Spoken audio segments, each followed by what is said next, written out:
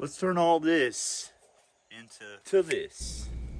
Welcome back to the Dutton Ranch YouTube channel. This is going to be a quick, easy, and inexpensive way to build a raised garden bed.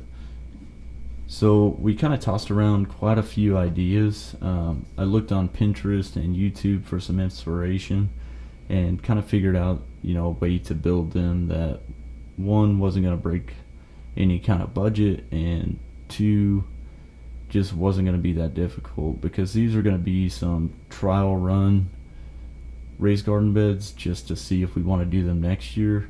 We're not going to do a tremendous amount of gardening, but we do want to kind of give ourselves an idea of what we want to do in the future. So all we did was just built the skeleton, just kind of built a base around for the tin to go on, and then we're going to add just another board for stability.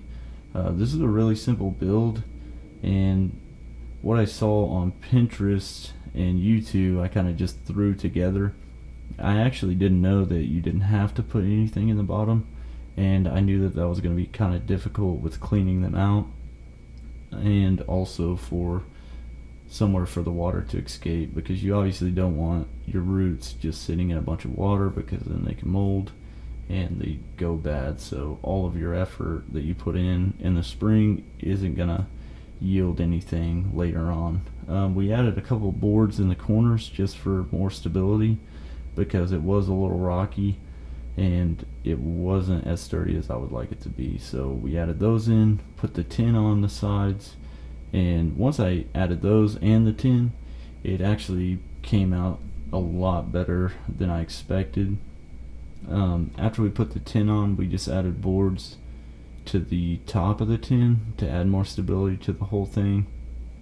By the end of that, it was pretty sturdy, and I knew that we didn't have to put too much more effort into this.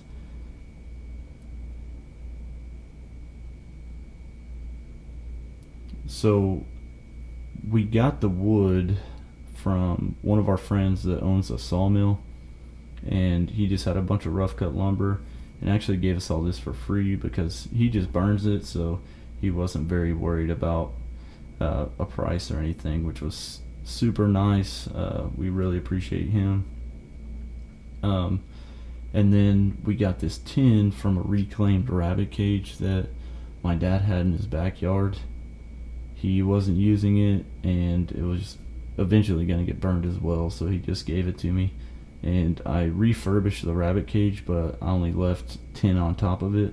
Took this tin off the sides and obviously reused it for this, but I added some chicken wire to the sides of the rabbit cage so we could possibly reuse it later if we decide to, but if not, it's not going to be any loss to us, because all of that stuff we already had, or we used from something else that we were going to throw away. So we try to keep materials that could be useful to us, so we can reuse them for things like this. So these, I think all of the wood that we used was cedar and oak. So it actually turned out to look pretty nice. Whenever I added these to the top, it definitely came out a lot better than I expected, and it was a lot more sturdier than I had expected as well. And I hope y'all enjoy this one. It only took us about an hour to build this whole thing, and that was with kind of chatting and taking a little break here and there to go do whatever. I mean, I don't think we were super busy in this video, but we had somewhere to be, and Tori was kind of in a rush, so I'm glad it only took an hour.